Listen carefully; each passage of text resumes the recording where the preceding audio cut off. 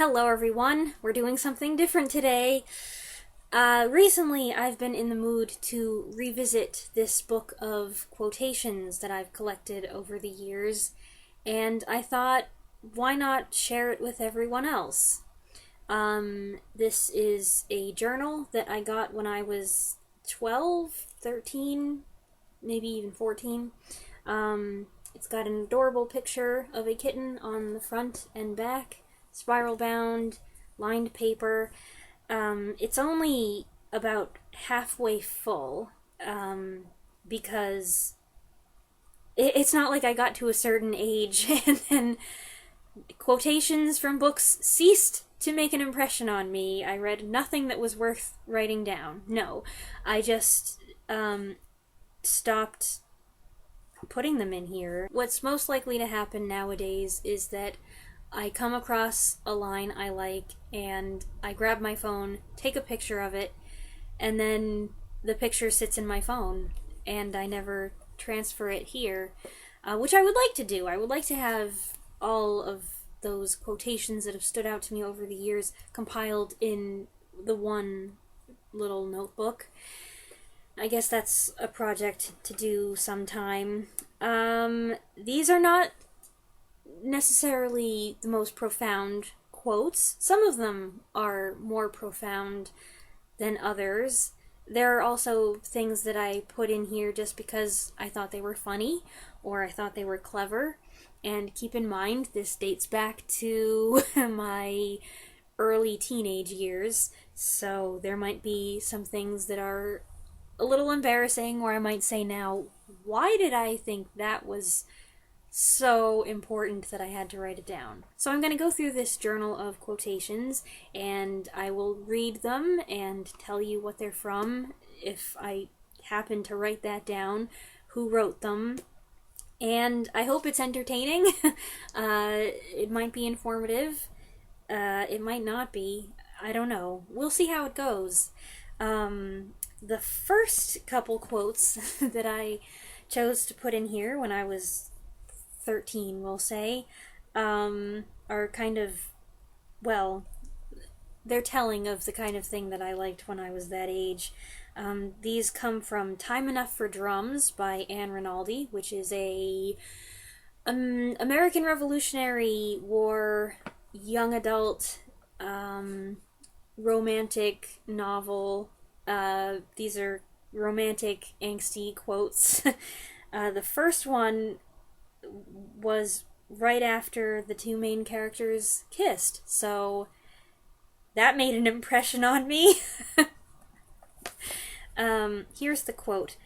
"When he stopped, I felt an anguish I had not known a body was capable of, and in that moment I possessed and lost the whole world and everything in it, and was left with the feeling and the knowledge, which is love, that no matter how we give ourselves, we always end up losing, that to love is to lose, the moment we agree to the bargain, and that, being human, we keep standing there, wanting to lose more." And here's a second quotation. This comes from slightly later in the book. I don't know how I remember this so well. "I watched him in amazement. The man was an actor. He should have been in plays, and it was obvious that everyone was captivated by his dark good looks and debonair manner." I'm not sure why I included that. Oh! Then I wrote down a quote from A Christmas Carol by Charles Dickens. I think I might have read this when I reviewed that in December. Let's see. "Gentlemen of the free and easy sort, who plume themselves on being acquainted with a move or two, and being usually equal to the time of day, express the wide range of their capacity for adventure by observing that they are good for anything from pitch and toss to manslaughter, between which opposite extremes, no doubt, there lies a tolerably wide and comprehensive range of subjects. Without venturing for Scrooge quite as heartily as this, I don't mind calling on you to believe that he was ready for a broad field of strange appearances, and that nothing between a baby and a rhinoceros would have astonished him very much. Now, being prepared for almost anything, he was not by any means prepared for nothing. he was taken with a violent fit of trembling. I think I did read that in that review. I've always liked that quote a lot. Next up is a quote from Murder on the Orient Express by Agatha Christie, and it says, I like to see an angry... Let's try that again. I like to see an angry Englishman, said Poirot. They are very amusing. The more emotional they feel, the less command they have of language. Next up is another Charles Dickens quote. This is a famous one from A Tale of Two Cities, which I happen to be reading right now, and depending on when I post this video, I might have already reviewed it.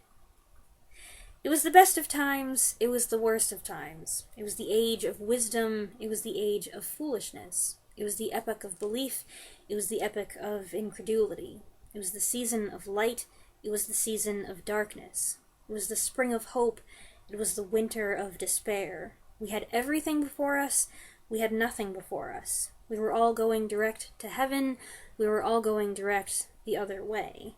In short, the period was so far like the present period that some of its noisiest authorities insisted on its being received, for good or for evil, in the superlative degree of comparison only. Oh, okay. This is definitely a period in my life where I was reading a lot of Dickens and a lot of classics. Another famous opening line from Jane Austen's Pride and Prejudice. It is a truth universally acknowledged that a single man in possession of a good fortune must be in want of a wife. However little known the feelings or views of such a man may be on his first entering a neighborhood, this truth is so well fixed in the minds of the surrounding families that he is considered as the rightful property of some one or other of their daughters. I included the next sentence there on purpose because I feel like I just love the punch of it. Next is a quotation from 8 Cousins by Louisa May Alcott. A book I loved when I was young. I think it's funny that I included a quote from this, but not from the sequel, Rose in Bloom, which was absolutely one of my favorite books when I was that age, and I read it several more times than I read 8 Cousins, so this is interesting. This is kind of introducing the cousins. Each action is kind of representative of each one. You'll understand what I mean. And I think the context is that all of this is happening while they're in church. Rose dared not look up after a while, for these bad boys vented their emotions upon her till she was ready to laugh and cry with mingled amusement and vexation. Charlie winked rapturously at her behind his mother's fan. Mac openly pointed to the tall figure beside her. Jamie stared fixedly over the back of his pew, till Rose thought his round eyes would drop out of his head. George fell over a stool and dropped 3 books in his excitement. Will drew sailors and Chinamen on his clean cuffs and displayed them, to Rose's great tribulation. Steve nearly upset the whole party by burning his nose with salts, as he pretended to be overcome by his joy. Even dignified Archie disgraced himself by writing in his hymn book, "Isn't he blue and brown?" and passing it politely to Rose. It's so funny, I read that in the whole scene, and all of the characters come back to me. I haven't read that book in either of those books in years. The next several are... Okay, the next 3 are all from Rex Stout books. Rex Stout wrote the Nero Wolfe detective novels, and I included a couple that I thought were especially amusing. These first 2 are from the book Might As Well Be Dead. And the I here is the narrator, Archie Goodwin. "Mrs. Malloy," I said, "Mr. Wolfe is a genius, but geniuses have their weak spots, and one of his is that he pretends to believe that attractive young women can refuse me nothing. It comes in handy when an attractive young woman says no to something he wants, because it's an excuse for passing the buck to me, which he just did. I don't know what to do with it, and he can't expect me to. He just said himself that when feeling takes over, sense is impotent, so what good will it do to try to reason with you? But may I ask you a question? Here's the second quote, and I remember this one. This is Archie describing a dream that he wants to have about their female client. He went to the elevator, and I went to the stairs. Up in my room, undressing, I decided to dream of Selma Malloy. Something like her being trapped in a blazing building at an upper window, afraid to jump for the fireman's net.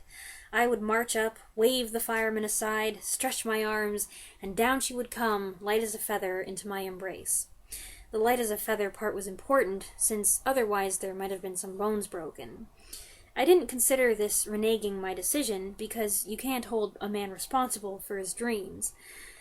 But I didn't follow through on it. No dreams at all.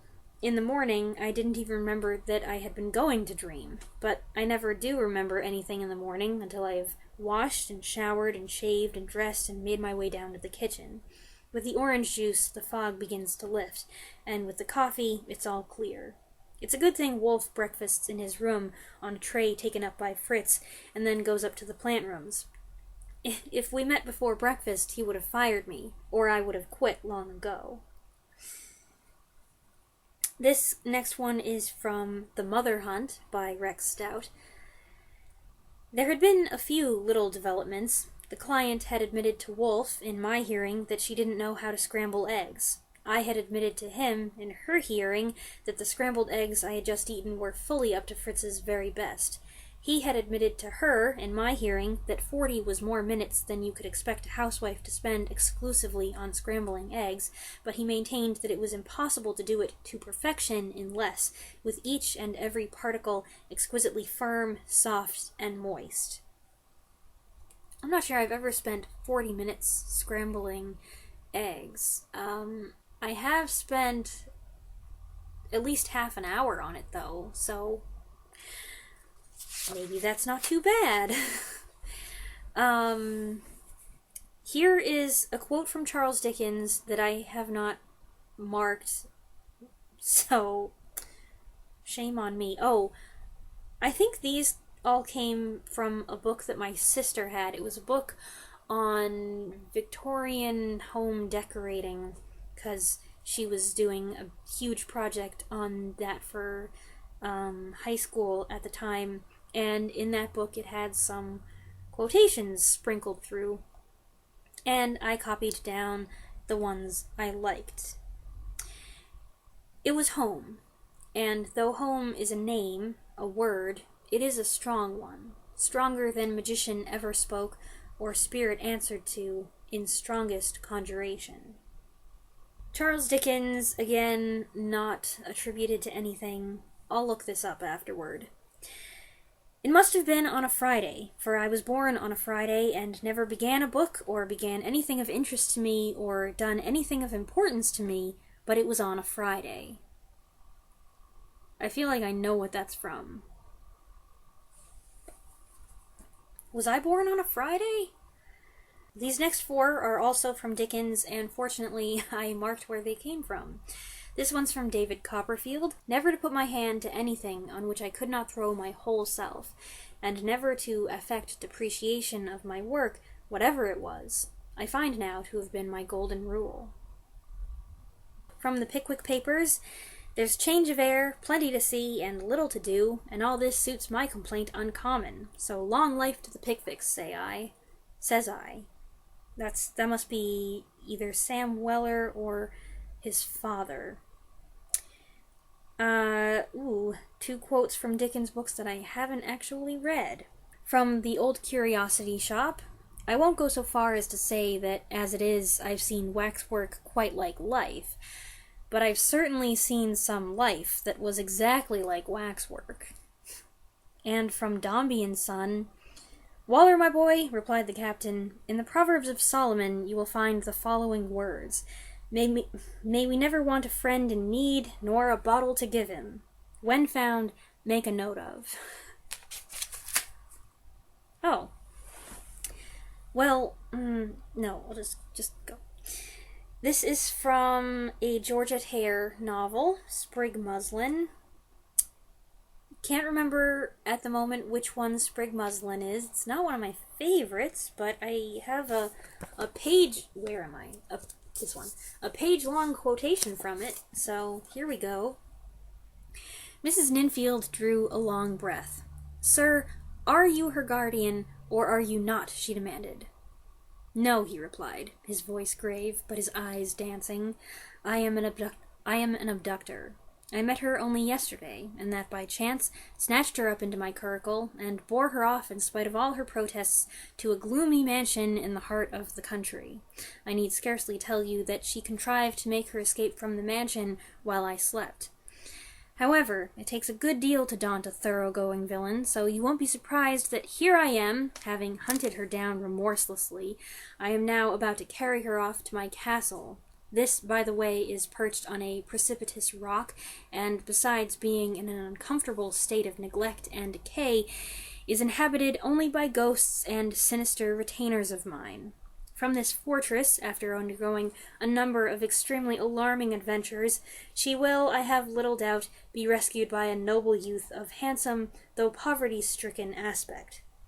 I expect he will kill me, after which it will be found that he is the wronged heir to a vast property, probably mine, and all will end happily. I remember it now. From Charles Dickens, again, another quote from the Pickwick Papers, which I was quite fond of at the time that I was doing all this. Lounging near the doors and in remote corners were various knots of silly young men, displaying various varieties of puppyism and stupidity, amusing all sensible people near them with their folly and conceit, and happily thinking themselves the objects of general admiration.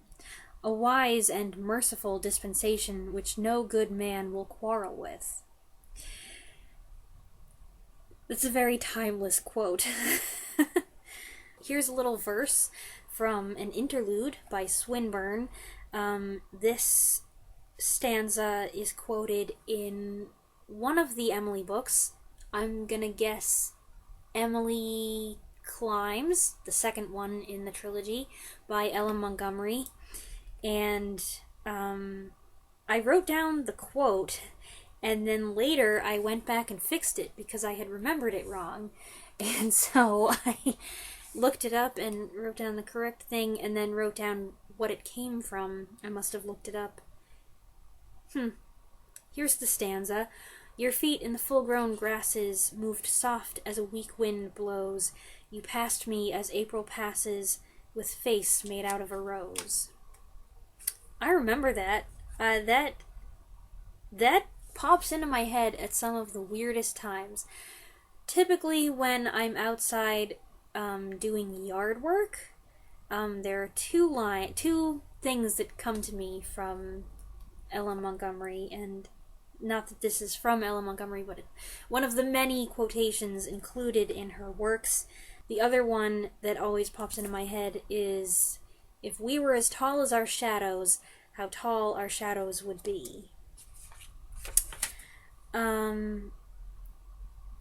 Here's a quote from Charles Dickens that's not actually from anything. It's from a letter that he wrote to a young woman who shared the same last name as two of the characters from the Pickwick Papers, which I just mentioned, Sam Weller.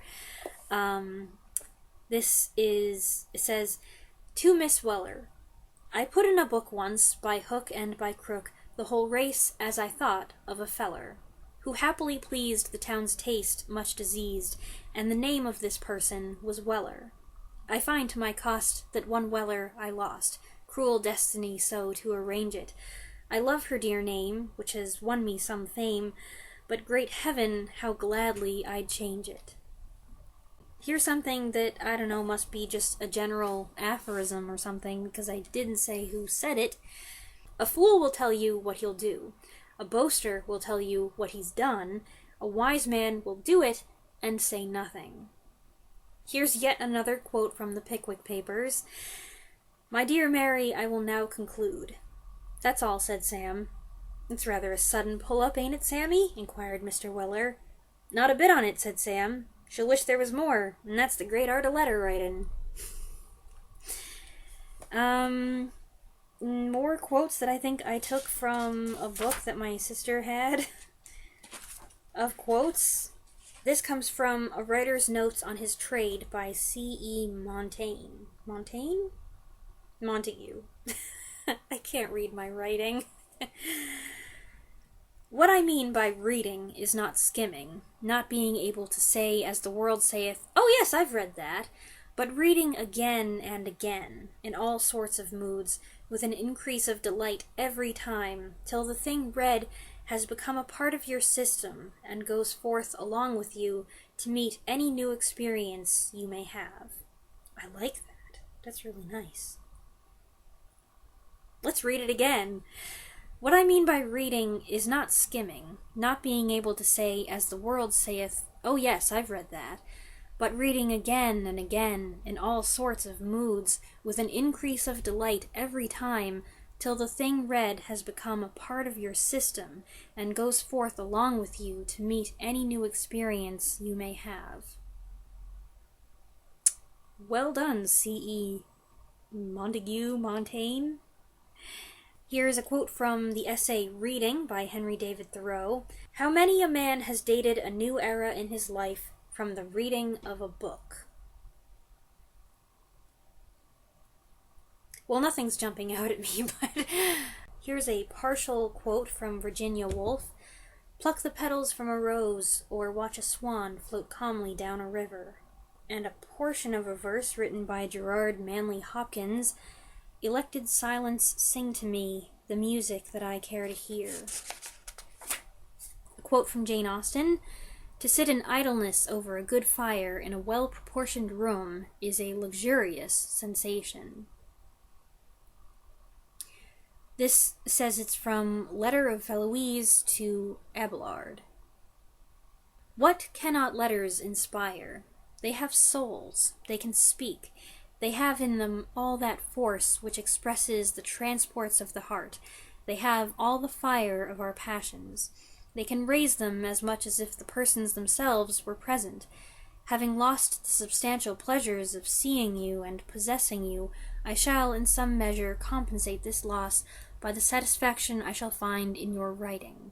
There I shall read your most sacred thoughts. A quotation from Augustine Birrell. Good as it is to inherit, it is better to collect. That's a nice quote for hoarders. A quotation from Times and Tendencies by Agnes Replier? I don't know, I didn't read this, I just got this quote from something. To collect anything, no matter what, is the healthy human impulse of man and boy, and the longer and harder the search, the greater the ivy of acquisition. Ivy? To collect anything, no matter what, is the healthy human impulse of man and boy, and the longer and harder the search, the greater the ivy of acquisition. Here's a quote from Great Expectations, another Dickens. Mr. Pip, said Wemmick, Mr. Pip, said Wemmick, pitch your money into the Thames, and you know the end of it. Serve a friend with it, and you may know the end of it too, but it's a less pleasant and profitable end. I have to think, what is the context of this? Mr. Pip, said Wemmick, pitch your money into the Thames, and you know the end of it. Serve a friend with it, and you may know the end of it too, but it's a less pleasant and profitable end.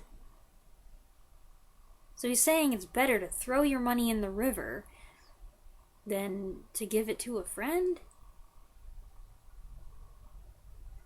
Interesting. Here's a quote from A Great and Terrible Beauty by Libba Bray, a book that I really liked when I was in 9th grade or something.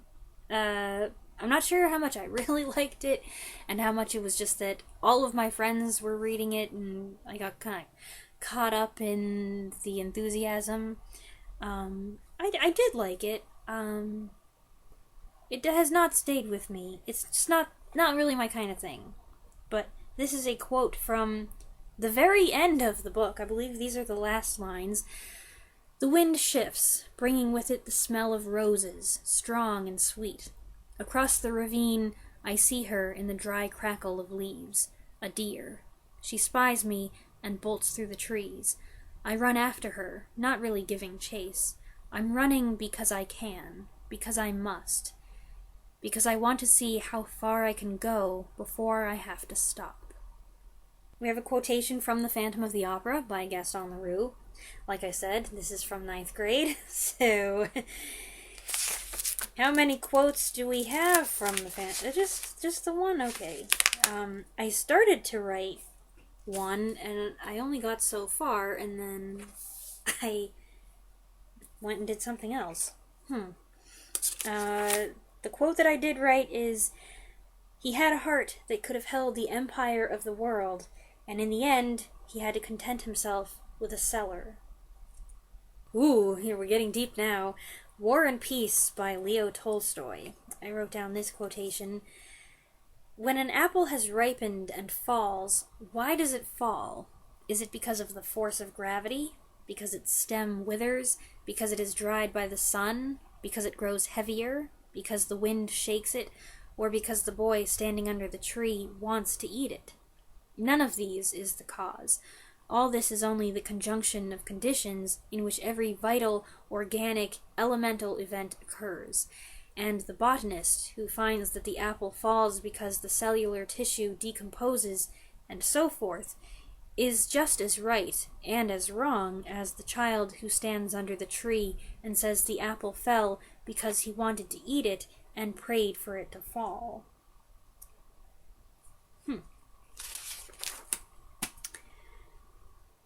A quotation, this is attributed to the character Samuel Hamilton in East of Eden by John Steinbeck.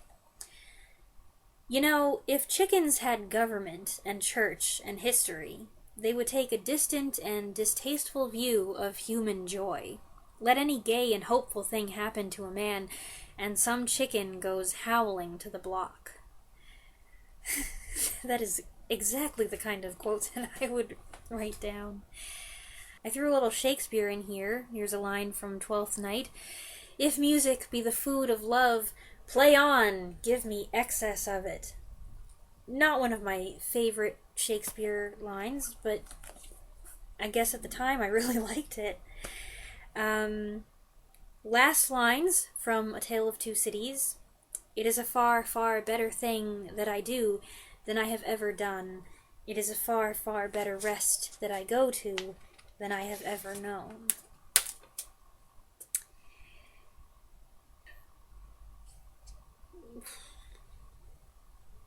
What is this? Okay. This page has 4 separate quotations from The Mayor of Casterbridge by Thomas Hardy. The first one says, "Fancies find room in the strongest minds." The second is, "Thus she lived on, quenching with patient fortitude her incipient interest in Farfrae, because it seemed to be one-sided, unmaidenly, and unwise." The third is a line of dialogue. "Here and everywhere be folk dying before their time like frosted leaves, though wanted by their families, the country, and the world, while I, an outcast and encumberer of the ground, wanted by nobody and despised by all, live on against my will." And here is the fourth. "The pain she experienced from the almost absolute obliviousness to his... The pain she experienced from the almost absolute obliviousness to her existence became at times half dissipated by her sense of its humorousness." Here's a paragraph from The Picture of Dorian Gray by Oscar Wilde. often on returning home from one of those mysterious and prolonged absences that gave rise to such strange conjecture among those who were his friends, or thought that they were so, he himself would creep upstairs to the locked room, open the door with the key that never left him now, and stand with a mirror in front of the portrait, looking now at the evil and aging face on the canvas, and now at the fair young face that laughed back at him from the polished glass. He would examine with minute care, and sometimes with a monstrous and terrible delight, the hideous lines that seared the wrinkling forehead, or crawled around the heavy, sensual mouth, wondering sometimes which were the more horrible, the signs of sin or the signs of age. I really liked the description there. Here's a paragraph from the short story The Masque of the Red Death by Edgar Allan Poe.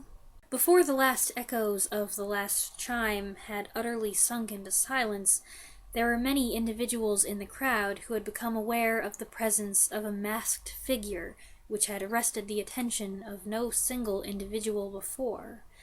The figure was tall and gaunt, and shrouded from head to foot in the habiliments of the grave. The mask which concealed the visage was made so nearly to resemble the countenance of a stiffened corpse that the closest scrutiny must have had difficulty in detecting the cheat. His vesture was dabbled in blood, and his broad brow, with all the features of the face, was sprinkled with the scarlet horror. Here's another quote from Charles Dickens. This one's taken from Oliver Twist, and it's taken from an awful scene. She staggered and fell, nearly blinded with the blood that rained down from the deep gash in her forehead. But raising herself, with difficulty, on her knees, drew from her bosom a white handkerchief, Rose Maylie's own, and, holding it up in her folded hands as high towards heaven as her feeble strength would allow, breathed one prayer for mercy to her Maker. A bit of dialogue from Phantom by Susan Kay, which I had read to do an oral report on in my freshman year. But people must have been killed. Oh yes, I dare say that's quite likely. It's really very difficult to be a murderer without killing people from time to time, you know? Here are two quotations that I wrote and then slashed out. I guess I decided I didn't like them anymore. Let's read them anyway. You want me to kill it? Oh, I don't mind at all. I rather think the spider might have one or two objections to make, but then, after all, it's only a spider, isn't it? Just a mindless, soulless, ugly thing that has no right to live and frighten people. And here's another one. He gestured for me to take his seat by the fire, the same slow, rather elegant unfurling of his hand and wrist, which he often drew me toward him when he sang. There was something infinitely powerful and irresistible in that movement, something that made me feel I would follow that hand even if it led me over the edge of the world. In case you don't know, Phantom by Susan Kay is like really, really fancy Phantom of the Opera fanfiction. I was really into it for a time, and then I moved on.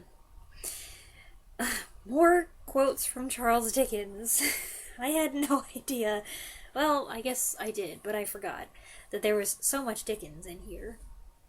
This is from our mutual friend, which I still haven't read yet. Saw the miniseries, though. Loved it. No one who can read ever looks at a book, even unopened on a shelf, like one who cannot. I really like that. No one who can read ever looks at a book, even unopened on a shelf, like one who cannot. Here's another one from the Pickwick Papers. Wow. I was really a fan of the Pickwick Papers Waiter, raw beefsteak for the gentleman's eye. Nothing like raw beefsteak for a bruise, sir. Cold lamppost very good, but lamppost inconvenient. Darned odd standing in the open street half an hour with your eye against a lamp.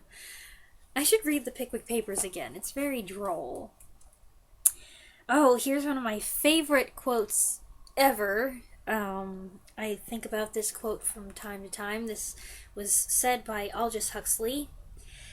After silence, that which comes nearest to expressing the inexpressible is music. After silence, that which comes nearest to expressing the inexpressible is music. And here's something that I got from a fortune cookie one time. The fortunes on fortune cookies nowadays are pretty wah-wah, but this was a good one. I liked it, and I taped it on my wall so that I could read it over from time to time. I don't tape anything on my wall now, good heavens. Good books are friends who are always ready to talk to us. Isn't that nice? Here's some more Phantom of the Opera quotes. I'm a rather good-looking fellow, don't you think? And have I really committed murders? And I am going to have the coffin enlarged, Christine, for later. That's a very cheeky one, if you understand the context. And here are more quotes from...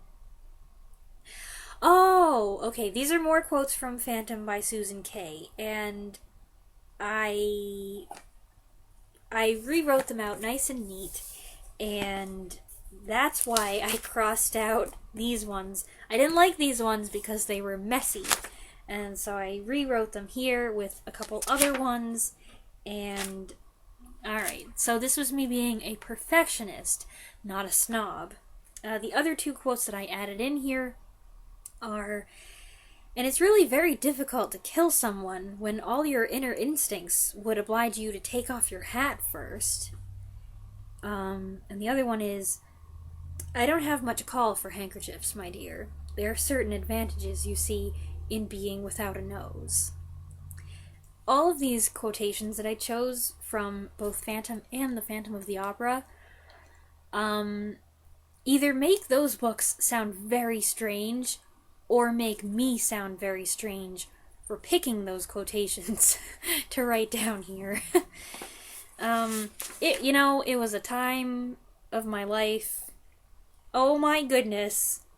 More Dickens. It says right at the top of the page, Dickens!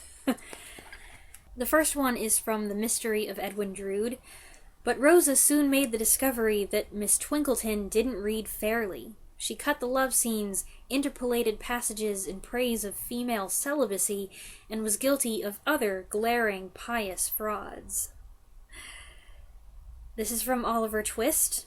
There are books of which the backs and covers are by far the best parts. This is from Great Expectations. Mrs. Joe was a very clean housekeeper, but had an exquisite art of making her cleanliness more uncomfortable and unacceptable than dirt itself. And from Dombey and Son, which I didn't read, if you could see my legs when I take my boots off, you'd form some idea of what unrequited affection is. Oh, and over here, we have a paragraph from A Tale of Two Cities. This is not a funny one. I wish you to know that you have been the last dream of my soul. In my degradation, I have not been so degraded, but that the sight of you with your father, and of this home made such a home by you, has stirred old shadows that I thought had died out of me.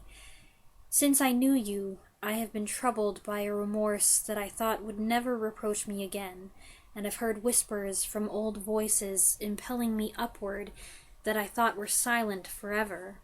I have had unformed ideas of striving afresh, beginning anew, shaking off sloth and sensuality, and fighting out the abandoned fight. A dream, all a dream, that ends in nothing, and leaves the sleeper where he lays down. But I wish you to know that you inspired it. And a quotation from Oliver Twist.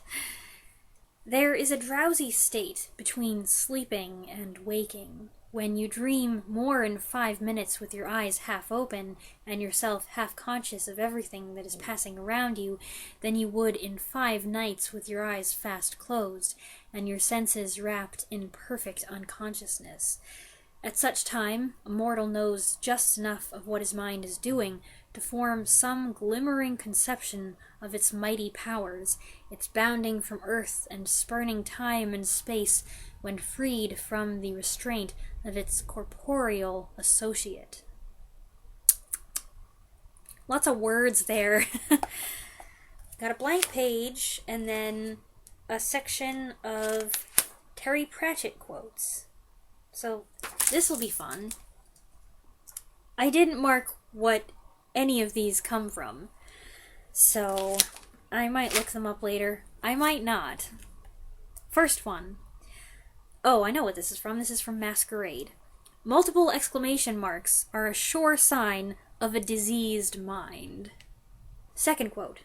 For animals, the entire universe has been neatly divided into things to A. mate with, B. eat, C. run away from, and D. rocks. Quotation number 3. The hippo of recollection stirred in the muddy waters of the mind. Quotation number 4. Death isn't online. This might actually be something that Terry Pratchett said in an interview, not in a book. Death isn't online. If he was, there would be a sudden drop in the death rate. Although, it'd be interesting to see if he'd post things like, "Don't you think I sound like James Earl Jones?" Quote number 5. I'm not sure who who we're referring to here. Might be Sam Vimes. His philosophy was a mixture of 3 famous schools, the Cynics, the Stoics, and the Epicureans, and summed up all 3 of them in his famous phrase, "You can't trust any bugger further than you can throw him, and there's nothing you can do about it, so let's have a drink." Quotation number 6. It was done far more often than the audiences ever realized. This is also from Masquerade, I remember. It was done... This is talking about... This is talking about replacing, like, understudies and things. It was done far more often than the audiences ever realized. When singers had a sore throat, or had completely dried, or had turned up so drunk they could barely stand, or, in one notorious instance many years previously, had died in the interval and subsequently sung their famous aria by means of a broom handle stuck up their back and their jaw operated with a piece of string.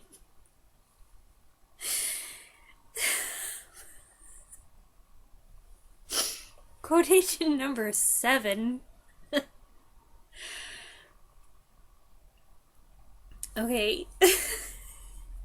I remember this too. Quotation number 7. It was Carrot who'd suggested to the patrician that hardened criminals should be given the chance to serve the community by redecorating the homes of the elderly, lending a new terror to old age, and, given Ankh-Morpork's crime rate, leading to at least one old lady having her front room wallpapered so many times in 6 months that now she could only get in sideways. And quotation number 8.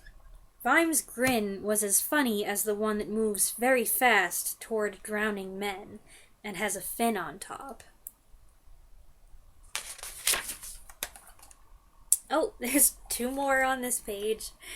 Terry Pratchett quotation number 9.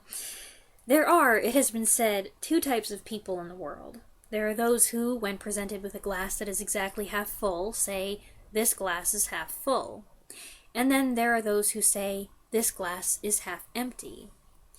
The world belongs, however, to those who can look at the glass and say, "What's up with this glass? Excuse me? Excuse me?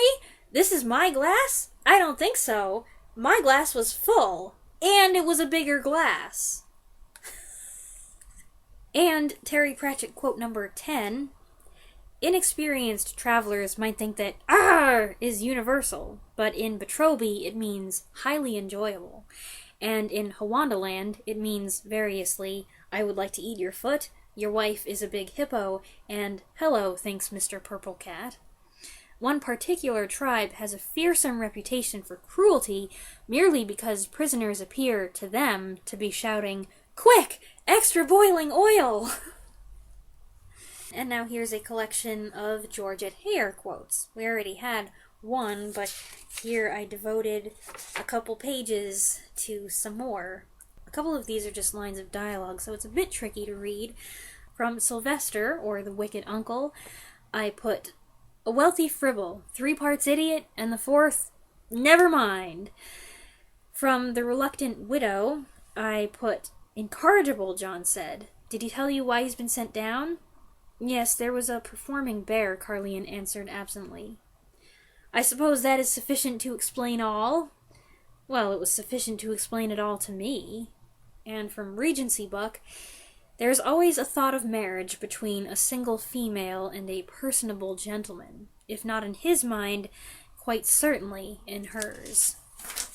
From Sylvester, or the Wicked Uncle again, Sylvester agreed that this had been a remarkably good party, but contended that by far the best evening he had yet spent in the establishment was that on which the new butler, having admitted him into the hall, had fallen flat on his face in a drunken stupor.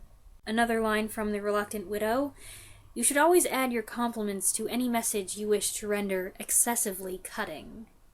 And from The Talisman Ring, well, if he expected to find you amongst my clothing, I can only say that he must have a very indelicate idea of me, said Sarah. The next part of the journal contains quotes from teachers and professors I had, and out of context they don't make a lot of sense, and they're more personal, so I'm going to skip those. We've got a couple partial quotes here. The first one is from Dracula by Bram Stoker. This is said by Dr. Seward, or probably written by Dr. Seward. Just a little too sane at present.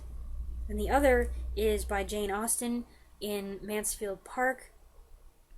Everybody at all addicted to letter writing without having much to say, which will include a large proportion of the female world at least. It's, that'll get you labeled as sexist. This is my favorite quote from Lord of the Flies by William Golding, a book that I did not read for school. I read it on my own and probably liked better because of that. Didn't love it, but thought it was pretty good. And I think about this quote every 6 months, and I'll explain. It will be evident why. Now that his physical voice was silent, the inner voice of reason, and other voices too, made themselves heard. Piggy was calling him a kid. Another voice told him not to be a fool, and the darkness and desperate enterprise gave the night a kind of dentist's chair unreality. I think about that every time I go to the dentist. I also wrote another quotation from Lord of the Flies. He found himself understanding the wearisomeness of this life, where every path was an improvisation, and a considerable part of one's waking life was spent watching one's feet. Next up are a couple quotations from C.S. Lewis, specifically the Chronicles of Narnia series. This one is from The Magician's Nephew. The lion paid no attention to them. Its huge red mouth was open, but open in song, not in a snarl. It passed by them so close that they could have touched its mane. They were terribly afraid it would turn and look at them, yet in some queer way they wished it would. This next one is kind of long, and it comes from The Silver Chair, which is not one I liked as much, but I really liked this part of it, I guess. Get in there. This is a paragraph. It's a speech. I believe a speech by Puddleglum? All you've been saying is quite right. I shouldn't wonder. I'm a chap who always liked to know the worst, and then put the best face I can on it. So I won't deny any of what you said. But there's one more thing to be said, even so. Suppose we have only dreamed, or made up all those things, trees and grass and sun and moon and stars and Aslan himself. Suppose we have. Then all I can say is that, in that case, the made-up things seem a good deal more important than the real ones. Suppose this black pit of a kingdom of yours is the only world. Well, it strikes me as a pretty poor one. And that's a funny thing when you come to think of it. We're just babies making up a game, if you're right. But 4 babies playing a game can make a play world which licks your real world hollow. That's why I'm going to stand by the play world. I'm on Aslan's side, even if there isn't any Aslan to lead it. I'm going to live as like a Narnian as I can, even if there isn't any Narnia. So, thanking you kindly for our supper, if these 2 gentlemen and the young lady are ready, we're leaving your court at once, and setting out in the dark to spend our lives looking for Overland. Not that our lives will be very long, I should think, but that's a small loss if the world's as dull a place as you say. I also photocopied a page from a Narnia book, printed it, cut it out, and stuck it in here rather than just copy it myself. That was kind of lazy, I guess, but it looks much neater this way. So this is from the last battle, and it's actually the very end of the series. You do not yet look so happy as I mean you to be. Lucy said, "We're so afraid of being sent away, Aslan, and you've sent us back into our own world so often." "No fear of that," said Aslan. "Have you not guessed?" Their hearts leaped, and a wild hope rose within them. Spoilers. "There was a real railway accident," said Aslan softly. "Your father and mother and all of you are, as you used to call it in the Shadowlands, dead. The term is over."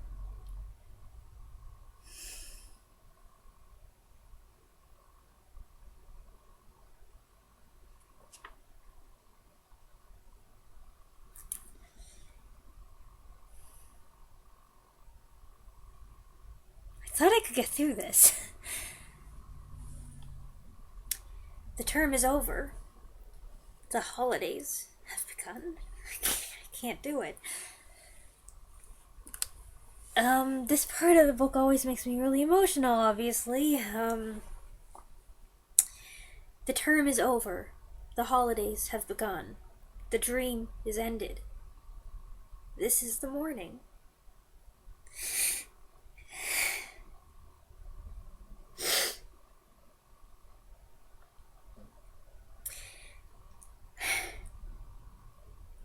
Oh, this is embarrassing.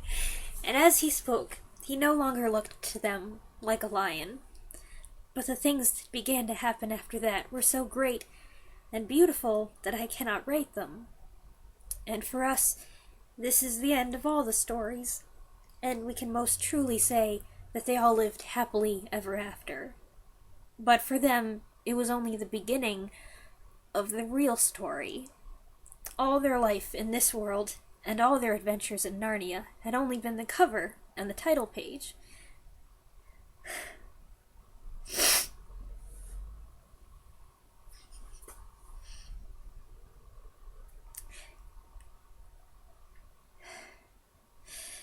Now at last, they were beginning chapter 1 of the great story, which no one on earth has read, which goes on forever, in which every chapter is better than the one before.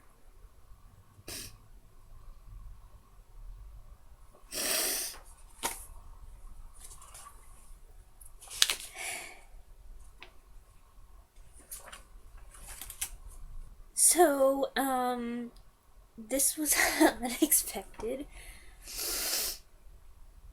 And now we move on to something completely different. These are 2 quotes from Brave New World by Aldous Huxley. I'm not sure why I picked this first one. I think it's just more about the words and the sounds of the words than the meaning. I don't know the context. I don't remember. Thousands of petals, ripe blown and silkily smooth, like the cheeks of innumerable little cherubs. But of cherubs in that bright light, not exclusively pink and Aryan, but also luminously Chinese, also Mexican, also apoplectic with too much blowing of celestial trumpets, also pale as death, pale with the posthumous whiteness of marble. And here's the second quotation from Brave New World. Words can be like X-rays if you use them properly. They'll go through anything. You read and you're pierced. Well, certainly that happened to me a minute ago. Here's a quotation from, again, something completely different. Fangirl by Rainbow Rowell.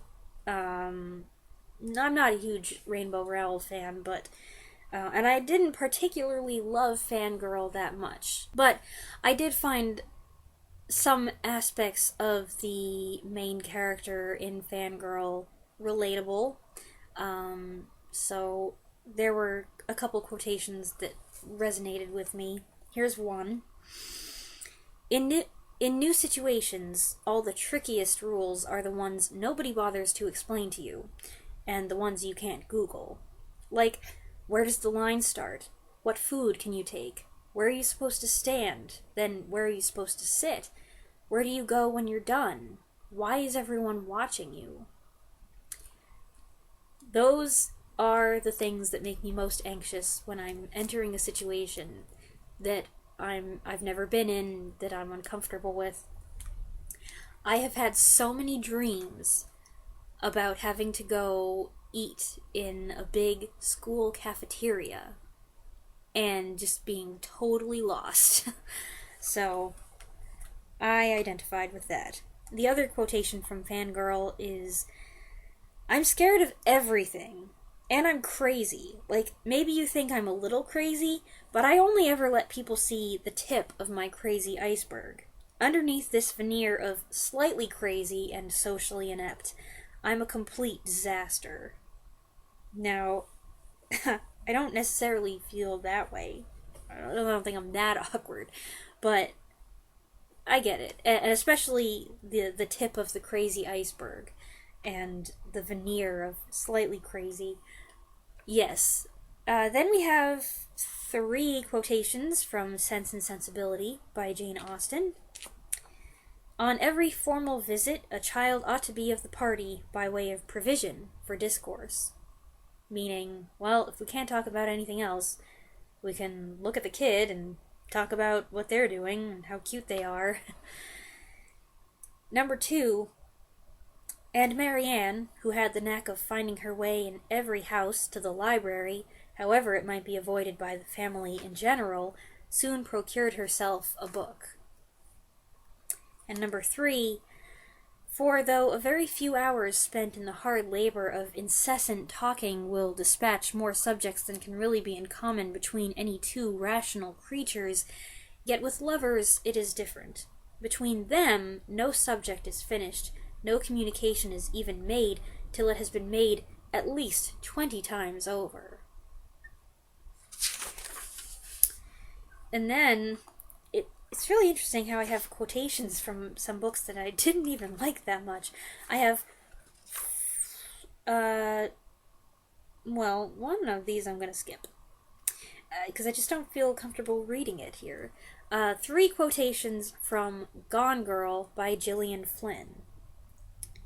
Number 1, I felt a queasy mixture of relief and horror when you finally stop an itch and realize it's because you've ripped a hole in your skin. Disgusting, but very effective. He took away chunks, this is number 2. He took away chunks of me with blasé swipes, my independence, my pride, my esteem. I gave and he took and took. He giving treed me out of existence. Number 3, I am a thorn bush, bristling from the over-attention of my parents, and he is a man of 1,000,000 little fatherly stab wounds, and my thorns fit perfectly into them. I don't necessarily identify with any of these quotations. I just thought that the language, the writing was especially evocative. And the last thing, that is the end. I probably read Gone Girl in 2013 or 2014, and I haven't recorded anything else in this book since, but I did have another photocopy printout that I put in here, and this comes from Unbroken by Laura Hillenbrand. And this is from when the characters are in the life raft, floating in the Pacific Ocean. One morning, they woke to a strange stillness. The rise and fall of the raft had ceased, and it sat virtually motionless. There was no wind. The ocean stretched out in all directions in glossy smoothness, regarding the sky and reflecting its image in crystalline perfection. Like the ancient mariner, Louis and Phil had found the doldrums, the eerie pause of wind and water that lingers around the equator. They were, as Coleridge wrote, as idle as a painted ship upon a painted ocean. It was an experience of transcendence. Phil watched the sky, whispering that it looked like a pearl. The water looked so solid that it seemed they could walk across it. When a fish broke the surface far away, the sound carried to the men with absolute clarity. They watched as pristine ringlets of water circled outward around the place where the fish had passed, then faded to stillness. For a while they spoke, sharing their wonder. Then they fell into reverent silence. Their suffering was suspended. They weren't hungry or thirsty. They were unaware of the approach of death. As he watched this beautiful, still world, Louis played with a thought that had come to him before. He had thought it as he had watched hunting seabirds, marveling at their ability to adjust their dives to compensate for the refraction of light in water. He had thought it as he had considered the pleasing geometry of the sharks, their gradation of color, their slide through the sea. He even recalled the thought coming to him in his youth, when he had lain on the roof of the cabin in the Cahuilla Indian Reservation, looking up from Zane Grey to watch night settling over the earth. Such beauty, he thought, was too perfect to have come about by mere chance. That day in the center of the Pacific was, to him, a gift crafted deliberately, compassionately, for him and Phil. Joyful and grateful in the midst of slow dying, the two men bathed in that day until sunset brought it and their time in the doldrums to an end.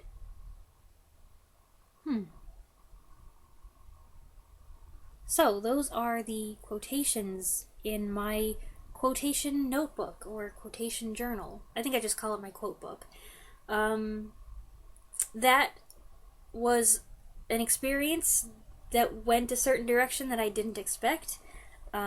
So I apologize if that made anyone feel uncomfortable.